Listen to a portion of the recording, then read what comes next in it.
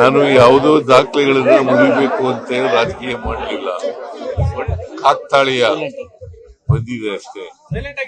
So Devaraja ಅರಸರವರು ಎಷ್ಟು ವರ್ಷ ಮಾಡಿದ್ದಾರೆ, ಎಷ್ಟು ದಿನಗಳು ಮಾಡಿದ್ದಾರೆ ಅನ್ನೋದು ಗೊತ್ತಿರಲಿಲ್ಲ. ಇವತ್ತು ದೇವರಾಜ ಅರಸರವರ ಜನರ ಆಶೀರ್ವಾದದಿಂದ ಅದನ್ನ ಮುರಿತಕ್ಕಂತ ಅವಕಾಶ ಸಿಕ್ಕಿದೆ ನನಗೆ, ಸಮ ಮಾಡ್ತಕ್ಕಂಥ ಅವಕಾಶ. ನಾಳೆ ಆದ್ರೆ ಅದು ಬ್ರೇಕ್ ಆಗುತ್ತೆ, ಗೊತ್ತಿಲ್ಲ ನನಗೆ. ನಾಳೆ ಬ್ರೇಕ್ ಆಗುತ್ತೆ.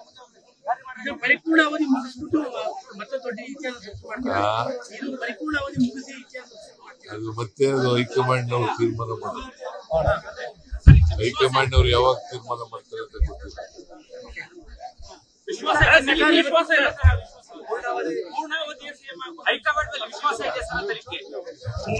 ವಿಶ್ವಾಸ ಇದೆ. ವಿಶ್ವಾಸ ಇದ್ದವ್ರು ಚೀಫ್ ಮಿನಿಸ್ಟರ್ ಹೆಂಗೆ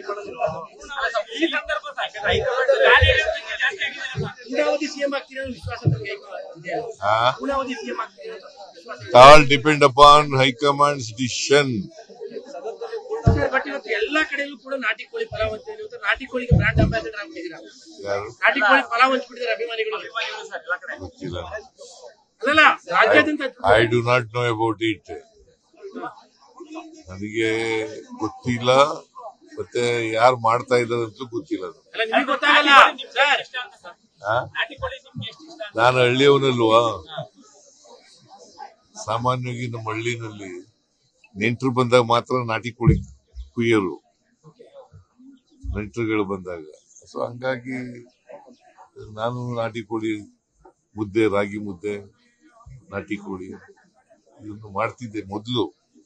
ಈಗಿಲ್ಲ, ಈಗ ಕಡಿಮೆ ಆಗಿದೆ. ಬಟ್ ಈಗ ನೀವು ನಾಟಿ ಕೋಳಿ ಬ್ರಾಂಡ್ ಅಂಬಾಸಿಡರ್ ಆಗ್ಬಿಟ್ಟಿದ್ದೀರಿ ಊಟಕ್ಕೆ. ಹಳ್ಳಿಯಿಂದ ಬಂದವರು ಬಹಳ ಜನ ಹಿಂಗೆ ಈ ತರ ನನ್ನ ರೀತಿಯಲ್ಲೇ ಮಾಡ್ತಾರೆ. ನಾನು ಚೀಫ್ ಮಿನಿಸ್ಟರ್ ಆಗಿರೋದ್ರಿಂದ ಸ್ವಲ್ಪ ಜಾಸ್ತಿ ಇದಕ್ಕೆ ಪ್ರಚಾರ. ರಾಜಕಾರಣ ಖುಷಿ ಕೊಟ್ಟಿದೆ ಸರ್. ಎಷ್ಟು ವರ್ಷ ರಾಜಕಾರಣ, ಇಷ್ಟು ವರ್ಷದ ರಾಜಕಾರಣ ಖುಷಿ ಕೊಟ್ಟಿದೆ ಸರ್ ಅಂತ. ತೃಪ್ತಿ ಇದೆಯಾ? ಖುಷಿ ಇದೆಯಾ? ತೃಪ್ತಿ ಇದೆ. ಯಾಕಂದ್ರೆ ಜನರು ಕೆಲಸ ಮಾಡೋದೇ ಖುಷಿ. ರಾಜಕಾರಣ ಅಂದ್ರೆ ಏನು? ಬಡವರು, ದಲಿತರು, ಹಿಂದುಳಿದವರು ಅವ್ರಿಗೆ ನ್ಯಾಯ ಕೊಡಿಸ್ಕೊಡ್ತಕ್ಕಂಥದ್ದು, ಅವ್ರ ಕೆಲಸ ಮಾಡ್ಕೊಡ್ತಕ್ಕಂಥದ್ದು. ಬಟ್ ಯಾವತ್ತಾದ್ರೂ ಅನ್ಕೊಂಡಿದ್ರ ಸರ್ ಈ ತರದೊಂದು ರೆಕಾರ್ಡ್ ಮಾಡಬಲ್ಲೆ ನಾನು ಸಿದ್ದರಾಮಯ್ಯ ಬಂದ್ಬಿಟ್ಟು? ನಂಗೆ ಗೊತ್ತೇ ಇಲ್ಲ. ನಾನು ಬಹಳ ಹೆಚ್ಚಂದ್ರೆ ಒಂದ್ ಸಾರಿ MLA ಆಗ್ಬೇಕು ಅಂತ ಅನ್ಕೊಂಡಿದ್ದೆ. MLA ಆದೆ, ಆಮೇಲೆ ಅವಕಾಶಗಳು ಸಿಕ್ತು, ಮಂತ್ರಿ ಆದೆ, ಡೆಪ್ಟಿ ಚೀಫ್ ಮಿನಿಸ್ಟರ್ ಆದೆ, ಲೀಡರ್ ಆಫ್ ದಿ ಅಪೋಸಿಷನ್ ಆದೆ, ಮುಖ್ಯಮಂತ್ರಿನೂ ಆದೆ.